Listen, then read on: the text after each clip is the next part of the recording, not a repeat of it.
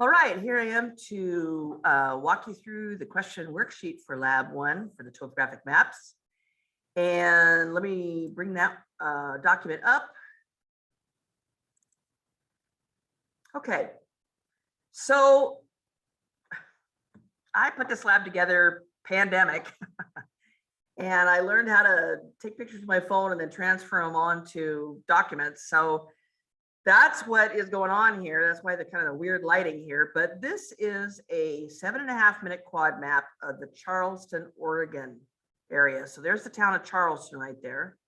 So if you were here in Oregon and you were going to go over to the coast and go down to Coos Bay, North Bend, and go past Coos Bay, North Bend, which is up here, and go further out from Charleston, you're going to eventually end up at Cape Arago, which is one of the best, I think, places on the Oregon coast. There's super good tide pooling in the South Cove and beautiful shore acres. Used to be an old estate that the formal garden is still there. It's the only part of Cape Arago State Park you have to pay to get into because that helps upkeep the garden. People have weddings there all the time. They have light shows at Christmas time, etc. And they have a place where you can pull off, and the seals and the sea lions and sometimes elephant seals, it's a haul out, and you can hear all the sea lions barking when they're on the coast because they do migrate south, a lot of them in the winter. So anyway, it's one of the best places. If you're here in Oregon and you haven't been there, you should go. And if you're not here in Oregon, then I encourage you to come and visit. And we really do have a beautiful state to see geology-wise and just scenery. So this is a Charleston, Oregon quad map. And then the next map down is the North Sister quad map. So Charleston is out on the coast, but North Sister, this map is from the middle of the Cascade Mountains. So we have a subduction zone here in Oregon with a plate going underneath us. And that plate, as it goes underneath the edge of the North American continent, it causes melting to occur of the rock down there, and that melted rock comes up as magma and erupts as volcanoes. And it's been doing that for quite some time now. A lot of Oregon is really young because of that. Over in Central Oregon, the rocks are anywhere from 60 to less than, well, 60 million to less than 2,000 years old. So we still have active volcanism. And in fact, Mount St. Helens is just up the north of us in the southern part of Washington state. So many of our volcanoes that we have here still have quite a bit of topography on them. There's many of them that have been really heavily glaciated during the last Pleistocene ice age, but North Sister is one of the ones, and that is very prominent right to the east of us here. Here I am in Eugene, and in fact, you can see North Sister to the east if you're in certain high places when the weather is clear. In certain high places, you can look up the Mackenzie River drainage and you can see the North Sister, especially when it's all covered in snow. It's really obvious. So notice that both these two maps, they have these little number boxes on them. And what those number boxes are referring to is the actual number of the questions in the question worksheet that are asking about those places. And then I've taken close-up pictures of those places on these maps and have them shown with the questions of the lab. So I do this so that you can kind of reference the entire map. You know, you can go back and reference this map to see where on the map I'm asking about with any of the questions that I've asked. Okay. So third page then starts with the questions.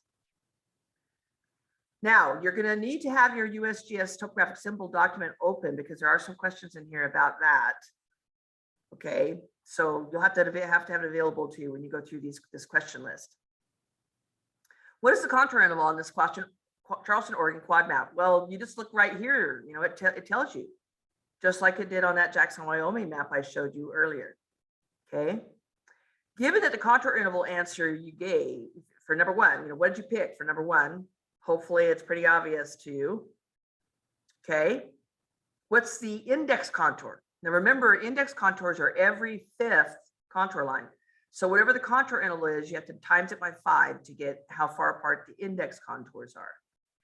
Also, right here, it's asking you for what's the ratio scale. That's that 1 colon whatever number. Okay, and hopefully it's really obvious on this map. As of the date of this map, and I've moved over to the, a little bit onto the left side of the bottom of the Charleston map, what was the published magnetic declination for the location? What they do is they take the location at the very center of the quad map and give that as a magnetic declination for the entire map, because it doesn't change that much over the map area.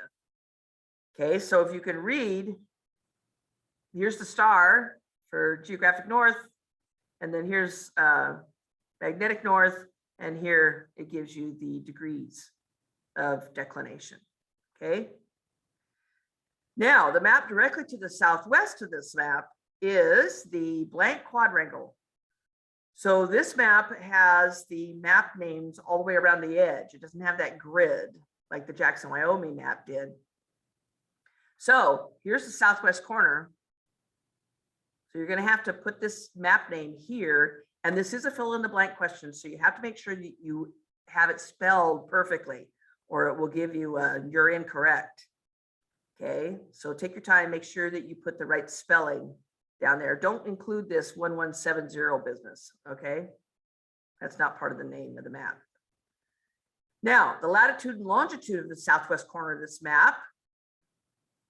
Okay, here I give you the latitude first, the longitude afterwards. Which direction is which? So remember that latitude circles go east to west, and they can never be more than 90. And longitude circles go north, south, and back again. Okay, and they can be over 90. So you choose which one is the correct one here, either A or B for this corner right here. And this is a 7.5 minute quadrangle map. Remember what I said about there being 60 minutes in a degree and 60 seconds in a minute. So if you have the latitude and longitude for this corner correctly, and if you go directly to the northwest corner, then what is the latitude and longitude going to be? So we're going to go on this line from here. We're going to go on this line up to the northwest corner. And it's a 7.5 minute quad. So what's changing? If we go right on this line, we're going right on the longitude line. We're following the longitude line north. And we're going from south to north. So only one of them is changing. Either latitude or longitude is changing, but not both. So which one is changing? And since we are going from south to north, remember that 0 is the equator. That's 0 latitude. And here, this corner, right, has this latitude. So which one are we adding 7.5 minutes to? And when you add, remember that we're going to 60, right?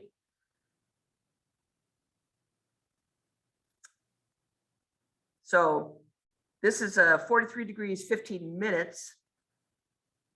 This one's 124 degrees, 22 minutes, 30 seconds. And we're adding one of those two. I hope you know, because this is a longitude line. Are we going to be changing that one? It's just going north to south, or south to north, I mean, okay? We're not going east-west.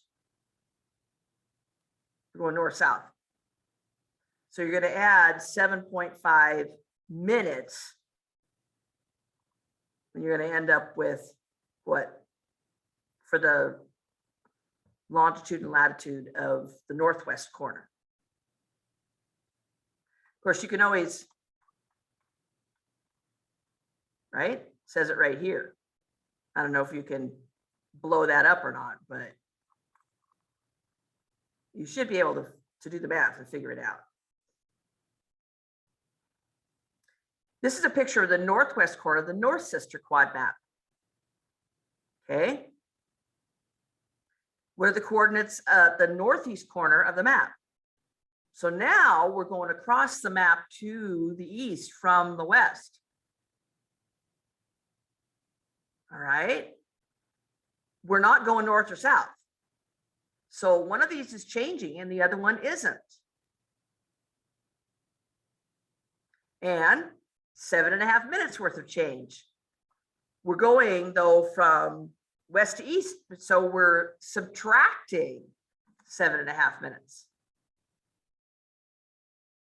All right. So which one of it is right?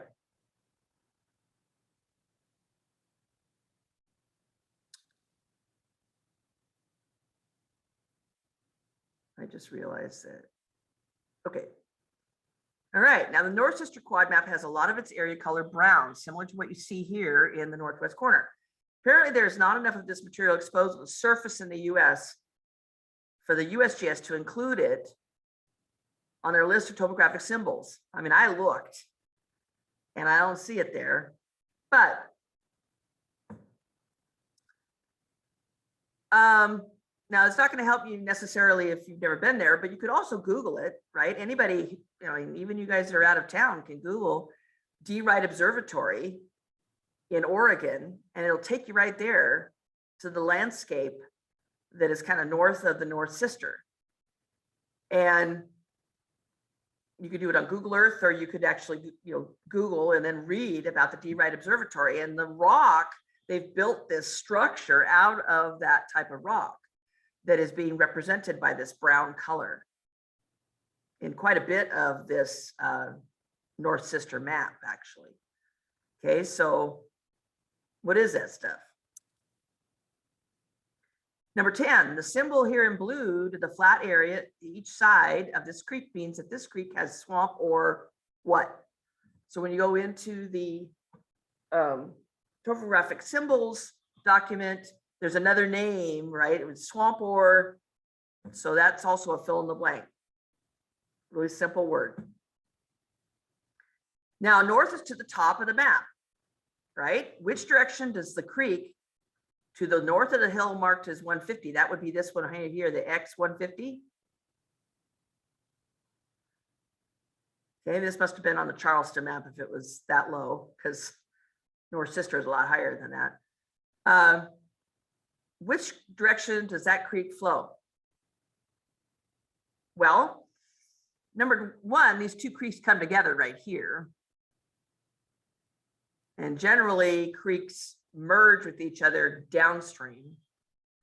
But there's one other way, in that the topographic lines V upstream, right? If you follow a topographic line as it's going across, like this stream right here,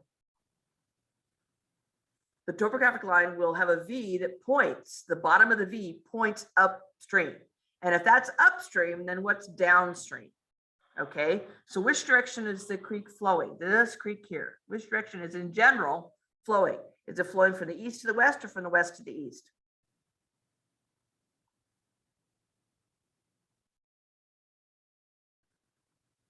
Okay. Now we're going to go up into the northeast corner of the Charleston quadrangle map. And there is a place here on each side of Pony Creek that is got this blue dash pattern. And there's a dam right here. This is a reservoir. This water body is a reservoir, and there's a dam right here. And then the outlet is Pony Creek. Okay, so the blue dash pattern to each side of Pony Creek is explained in the informational paragraph below the southwest corner of this map, which is shown with question 4. So let's go back up to question 4. That pattern means that this area is subject to controlled blank. Let's go back up here. Right, here's that paragraph. Okay, areas covered by dashed light blue pattern are subject to controlled what? So that's a fill in the blank question. Make sure you get the spelling right or it won't like it. Okay. To what height in the Pony Creek Valley would the water level reach according to the map itself? So that dashed blue line to each side of that blue patterned area, what number do they have on it? And that's what they mean that's what they mean for the height the water gets if they let water out of that reservoir. Okay. Now, a highest spot on the Charleston, Oregon quad is in the southeast corner of the quad map, which I'm showing here. The lowest elevation on this map is sea level. You know the contour interval because you got an answer for that for question 1. Find the highest index number contour in this section of the map and count up from there. And someone has very conveniently put an X on this map. Obviously, we've used this map in seat classes and asked them to get the highest elevation, and somebody figured they'd mark the map. All right, well, there's our 600-foot contour interval. And the contour interval for this map is 40 feet, right? So 640, 680, what's this one? And then that's the last line, right? So it can't be another 40 feet above that. How long has it been since this map was published? There's the published date right there. Not exactly brand new. If you were driving south on state highways shown in red on the map, once you left the area covered by this map, how much further or farther would you have to drive to get to Port Orford? All right, so here's the state highway coming down here. And then it says Bandon is, looks like 12 miles, but Port Orford is, you got a little arrow, keep on going on this road and you'll get there. Now, the North Sister map does not show the bordering map names on the perimeter of the map like Charleston does. It has this grid structure. So the map due east of the North Sister quad map is the middle is the North Sister, and due east would be this one. So which one is that?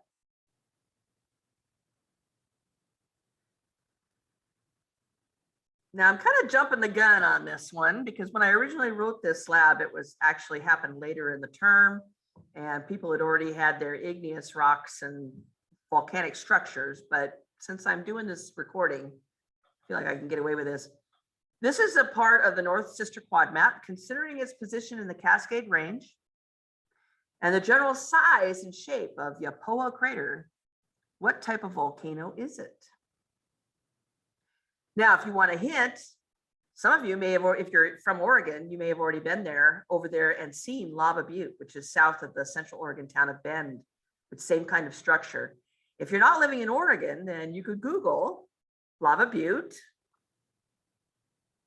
Oregon, and I'm sure that you can look it up. But it's just it's got a crater. It's got look at how it's got the hatcher marks. Whoops, told you the name. So the top of this is like an indentation. And then this is a 40-foot contour interval, right? So it's got 1, 2, 3, 4, 5, 6, 7, 8, 9 times 40 is what, 360 feet high about? That's not very tall. That's not a very big volcano. And it looks like this brown stuff, which you've already hopefully found the answer for, once this built up, then this brown flow here may very well have come out the sides of it. Right? And we know that that's a depression in the top of that cone because of the presence of those little tick lines. They're pointing towards the center of the depression. As of the publishing date of the Charleston map, no one had built any houses on Point Island. I mean, this is that Long Island Point. Now that was how many years ago? But I think it's the same because it's relatively undeveloped out in this area of Oregon. There might be some houses out there, but not very many. So we know that there's no houses out here because there are no blanks showing on this part of the map. Okay, so signs of human presence? Well, these are trails. This is a Jeep trail, and the dotted lines, well, those dotted lines are probably a half increment topographic lines, but there is a Jeep trail. So there's definitely a human presence, but there's no houses, because houses would be shown as black squares. And paved roads, do you have to have a paved road to build a house? And then of course, creeks don't have anything to do whether there's a house there or not, right? As long as you can dig a well and get water. Now there are two red arrows here. One points out the highest elevation of that hill, which is 142 feet. What's the elevation of the line at which the second arrow is pointing? Now think about it. This is a 40-foot contour interval map. And if we look, that is a 1, 2, is the third line from the water here. And this is an arm of the ocean. This is not a lake. This is an estuary, the South Slough it's called. So that line, that blue line would be 0. Okay, so what's this line here? What elevation is it?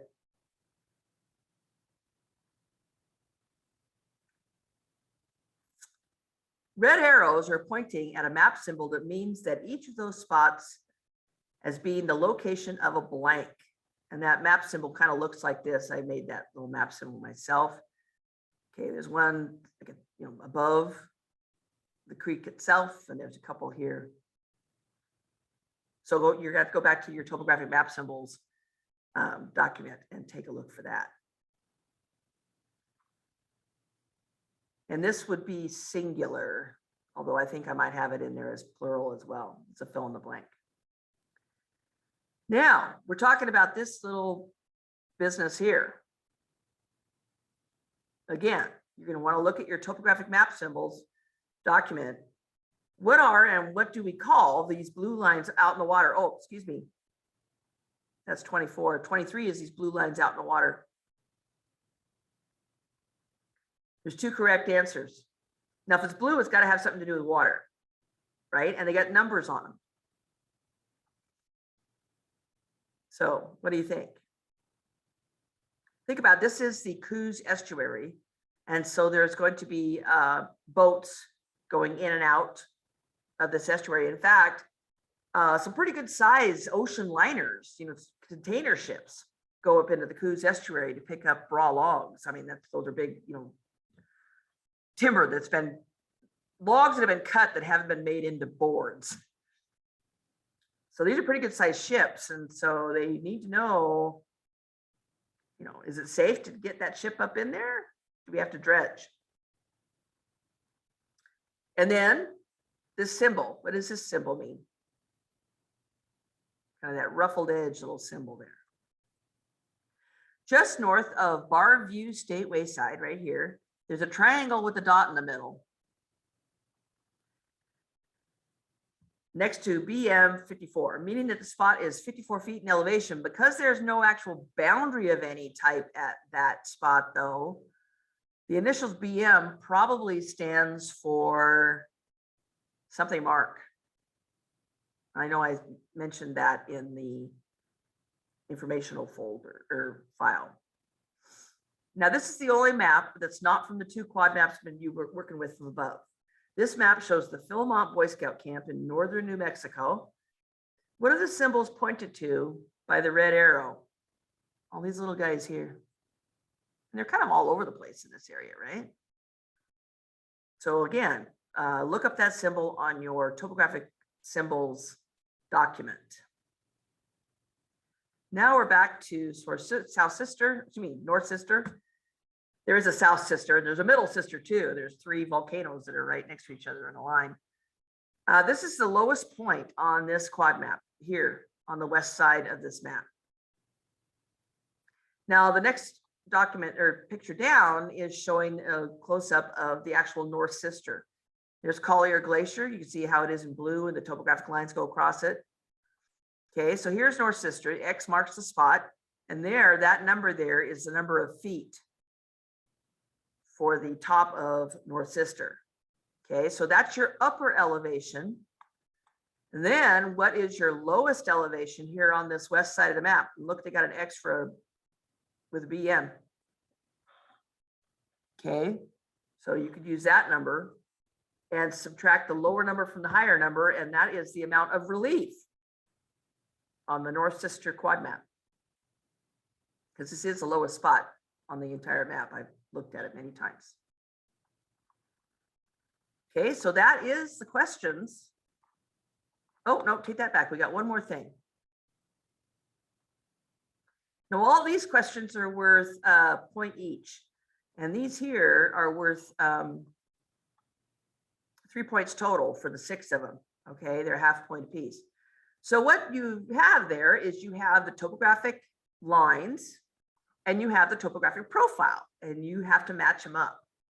So remember, topographic lines, if they're close together, it's steep. If they're far apart, it's a gentle slope. If the top of the hill has a relatively flat space, it's going to have a wide open white space on the topographic map. If it comes to a real peaky point, then that point's going to be, that smallest spot at the very, very top of the hill is going to be not very wide, etc. Okay, so I think most people get these. Just think about it a little bit, and most people get these all right. So just think about it. Don't do it too quickly. All right. So I'm going to stop share this. And I'll try to get these converted and onto Moodle as quickly as I can.